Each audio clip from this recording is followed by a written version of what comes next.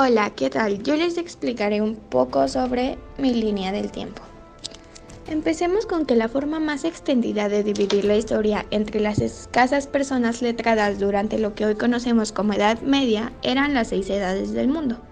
La historia quedaba dividida por los grandes hitos reflejados en el Antiguo y el Nuevo Testamento, desde la creación del mundo o el diluvio universal hasta el nacimiento de Cristo, que daría inicio a la sexta y última edad previa al juicio final. Pero cuando Cristóbal Celarius propuso dividir la historia de la humanidad en 3 edades, que fue antigua, media y moderna, no existía un consenso claro sobre cómo periodizar la historia. Empecemos con la era Cenozoica, una división de la escala temporal geológica. Esta era se inició hace unos 65 millones de años y se extiende hasta la actualidad. Es la tercera y última era del eón Fanerozoico y sigue a la era Mesozoica. La observamos dividida en terciario y cuaternario. El terciario fue un periodo que empezó hace 65 millones de años y finalizó hace 1.7 millones de años.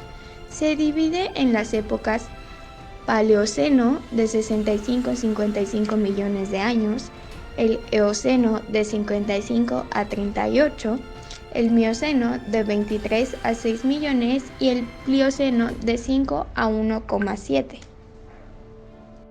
Por su parte, el Cuaternario es el último periodo del Cenozoico, que empezó hace 2.59 millones de años, y este comprende hasta lo que son nuestros días. El Cuaternario se divide en 2 épocas: Pleistoceno, la primera y más larga del periodo, que incluye los siglos glaciales, y el Holoceno, la época reciente o postglacial que llega hasta la actualidad. El Pleistoceno comienza hace 2.588 millones de años y finaliza hace unos 12.000 años aproximadamente. Y el Holoceno comenzó hace unos 12.000 años en el 10.000 a.C. En estos periodos hubo climas como lo fueron el tropical, frío, glaciación, cálido y antropoceno, que es el de nuestro presente. Pasemos a la parte de nuestra línea ubicada en lo que es la prehistoria. Empecemos con el Paleolítico, que se dio hace 4.000 millones de años. Se caracterizó porque las poblaciones eran nómadas y solían movilizarse en pequeñas tribus. Aquí sus principales actividades eran la recolección de frutos y la caza. Su fin fue en el año 9000. El Neolítico comienza en el año 6000. Se caracteriza por el uso de herramientas de piedra moldeada y pulida. Además se destacó por el desarrollo de la agricultura, la ganadería, la domesticación de ciertos animales y la consolidación de la vida sedentaria. En este año también se da lo que es la Edad de Piedra, que abarca desde que los seres humanos empezaron a elaborar herramientas de piedra hasta el descubrimiento y el uso de los metales. En el año 3600 surge lo que es la Edad de Bronce, que es el periodo de la prehistoria en el que se desarrolla la metalurgia de este metal.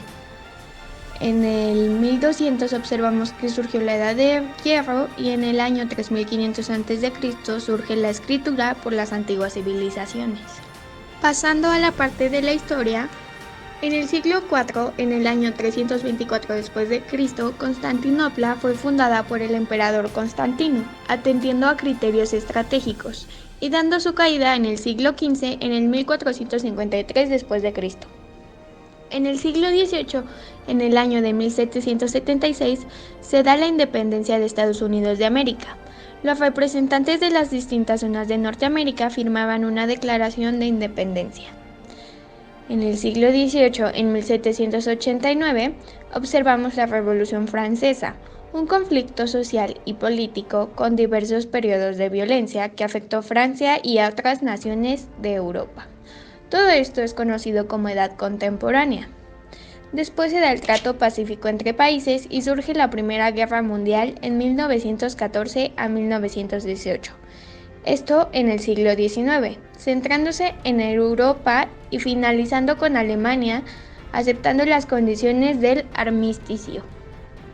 Todo esto dando inicio y fin a periodos belicosos. Y por último, la Segunda Guerra Mundial, situada de 1939 al 1945, un conflicto militar global en el cual se vieron implicadas la mayor parte de las naciones del mundo. Ahora bien, pasemos a los modelos de producción, una forma en que se organiza la actividad económica en una sociedad, es decir, la producción de bienes, de servicios y la distribución de esta. Antes de la comunidad primitiva se encontraba la arborea. Era un lugar donde siempre se vivía en paz, seguridad y armonía en lo que era un entorno 100% natural. Después de ello se da la comunidad primitiva. Esta es la primera forma económica en la que el hombre se organizó para satisfacer sus necesidades. Después surge el esclavismo. Este modo de producción, surgido entre el cuarto y tercer milenio, duró en los países más desarrollados de Asia, de Europa y África hasta lo que fueron los siglos III y V, alcanzando su máximo esplendor en la antigua Grecia y luego en Roma. Después vemos el feudalismo. Este fue uno de los modos de organización de la producción existente. La organización se basaba en un poder político descentralizado, donde el poder lo tenían siempre los señores feudales. Marx definió esto como el modo de producción que predominó toda la Edad Media. Después se da el capitalista. Para Marx, el modo de producción capitalista era un modo de producción fallido, ya que la producción se establecía bajo un sistema de propiedad privada y los bienes y servicios se adquirían en los mercados a través de la fluctuación de los precios. Después vemos el socialismo. Por su parte, este hace referencia a un sistema en el que los medios de producción se basan en la propiedad social y no en la privada. Y por último vemos al comunismo. Este se basa en la teoría de la lucha de clases y propone la eliminación de la propiedad privada de los medios de producción. Esta es antiindividualista y está fundada en las teorías de los alemanes Karl Marx y Friedrich Engels. Ahora pasemos a la última parte de nuestra línea, los géneros humanos, donde se muestra el proceso de evolución biológica de la especie humana desde sus ancestros hasta la actualidad. Estos divididos en homínidos, tropos, pithecus, homo, neandertal y homo sapiens. En los homínidos se encuentra la rama Pithecus, Pierolapithecus catalaunicus, Sivapithecus, rama Pithecus, Nacalipithecus nakayamay, Sampurupithecus, Solvapithecus indicus, Chorurapithecus, Orogintugenesis, Ardipithecus cadava y Ardipithecus ramidus. Todos ellos abarcando de 14 a 4 millones de años. Usaban el bipedalismo para recorrer las ramas más débiles donde estaban las mejores frutas y también para pasar de un árbol a otro. Vivían en el Mioceno superior y Plioceno. El Tropus abarcó de los 7 millones al millón. Este se caracterizaba por ser omnívoros, ubicados en distintas regiones de África, e iniciando con el Sahelanthropus chandensis y finalizando con Paranthropus robustus y Pineanthropus.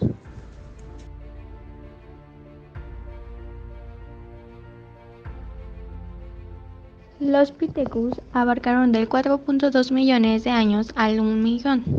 Aquí encontramos al Australopithecus anamensis, Australopithecus afarensis, Australopithecus barelhalsi, Australopithecus africanus, Australopithecus garhi, robustus y Australopithecus boisei.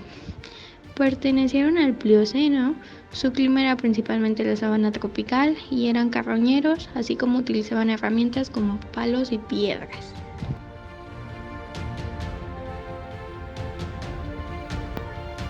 El Homo abarcó de los 3 millones al 12.000. Este inicia con Homo habilis y concluye con Homo florensis. El Homo aprendió a hacer fuego para cazar y cortar su comida. Este no desarrolló armas como hachuelas de piedra o lanzas. Habitaban en praderas y en bosques. El Neandertal inicia en 2 millones de años y concluye en el 17.000. comenzando con achilense y finalizando con magdaleniense, como se muestra en pantalla. Su clima era frío y con flora escasa por las intensas glaciaciones. Y finalizamos con los Homo sapiens. Estos aparecieron en el 900.000 con Homo arcaicos, siguiéndole Homo de Cro-Magnon y finalmente con Homo sapiens sapiens. Este empezó estableciéndose en varias partes de Europa y terminó esparciéndose por todo el mundo, dando a lo que conocemos hoy en día.